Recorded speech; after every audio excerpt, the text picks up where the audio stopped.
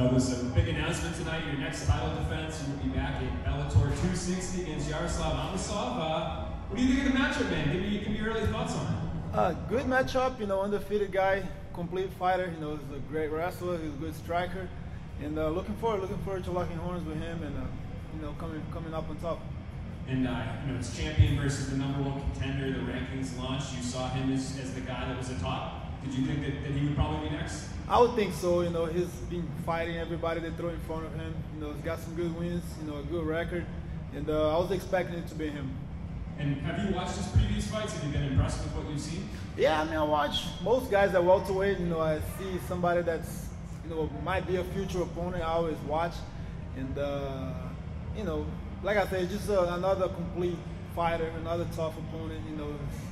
He adapts really good, to the fighter that he competes against, and I just gotta be ready for everything. I know he's gonna shoot a lot too, so I gotta make sure the wrestling is in top form, and we go from there. Let's see what happens.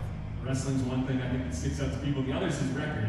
25-0 in pro MMA. You don't see it very often. So does that excite you to kind of be the guy that would be in his first level? Yeah, it's good to say. He's 25-0 until he faces me. A sport like this, man, you can't be undefeated like that and not be doing something right. Like I said before, and he's definitely earned his shot. We'll take a couple more here. Donna? Douglas, to piggyback a little bit on that, he's got a great record, but in terms of the names, of course, your record has the better names on it. From what you've seen of him, where does he rank among the great contenders you face for that welterweight title?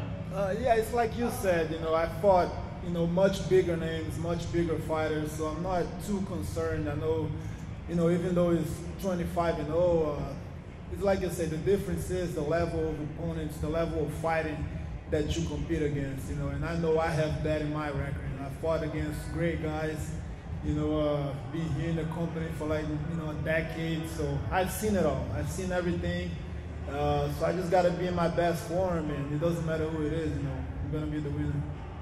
One of those great opponents you fought is Ben Askren. He fights this weekend against Jake Paul in this celebrity boxing match. You are one of the names that comes up when they talk about the tough people he's fought in his MMA career. What do you think is going to happen tomorrow night when he faces off with the YouTube stuff?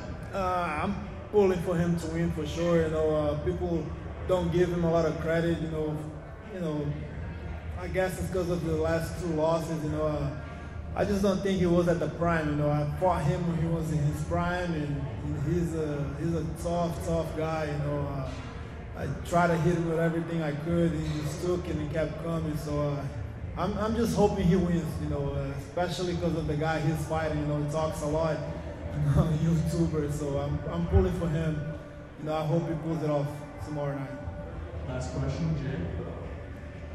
Was this fight with Amosov for you was going to be a return to the welterweight division?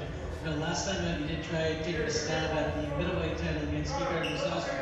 I'm just wondering, is that kind of pursuit done for you, or would you consider going back up at some point later in your career? Yeah, I'm definitely not done at middleweight. I said this before.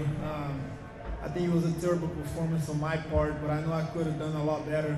Showed too much respect there. But middleweight's definitely in the future. I want to defend this belt here at welterweight, a couple more times, and if they give me the shot, I'll be right there.